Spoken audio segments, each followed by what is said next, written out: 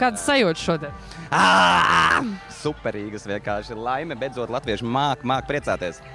Kā vispār bija sagatavoties? Diezgan pamatīgs darbs aiz muguras, vai ne? Jā, ritīgi pamatīgs. Paldies Rīgas domē, kas to nolīdzināja.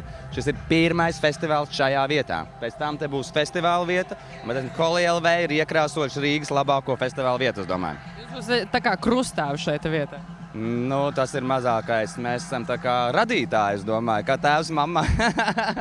Vārds sakot, Holi, tā ir tradīcija no Indijas, kur svin pavasarī pirmo pilnmēnesi. Iepriekšējā vakarā viņi dedzina ugunskurus, to mēs te nokancelējām dēļ drošības, jo bija ugunskultūriņas plānotas un tā. Nekās, varbūt nākošais gads sanāks. Tad nākošajā dienā viņi visi iet ielās un gāž viens otram ar sakrāsotu ūdeni, tāpēc mums ir krāsainās ūdens šitās te lielā baseini, jo tad arī, kad mētājas ar šo te pulveri, viņš daudz labāk pielīp.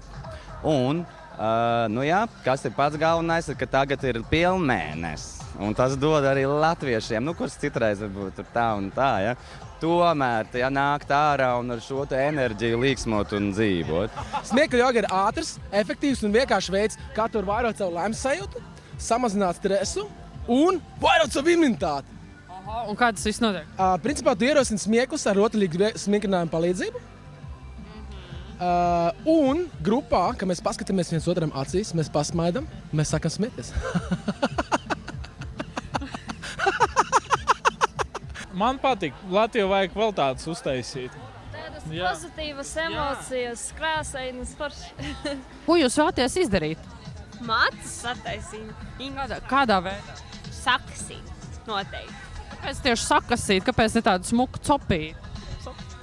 To jau uz kāzām jātaisa copīt. Tas ne jau salaizīt uz matus. Tur kaut kādas krāsas, es redzu arī, lai iekšā matos. Jums jau ir skaidrs, kādas jūs varbūt gribētu? Nē. To stilists izdarīs mūsu vietā. Kas ir tas, ko tu gaidi no šī pasākuma? Nu, es gaidīju dabas izters, un es viņus esmu sagaidījis beidzot. Un visticamāk, pēc tam gan jau tos 6, tā kā būs tas lielais sprādziens, tad arī redzēs, kā tas. Kā lielais sprādziens paskaidro? Ka 6 te būs baigie krāsu un virmuļi visur.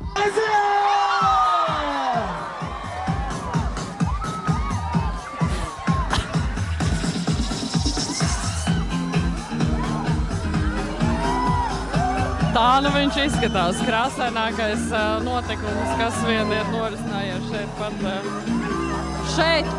šeit pat Latvijā.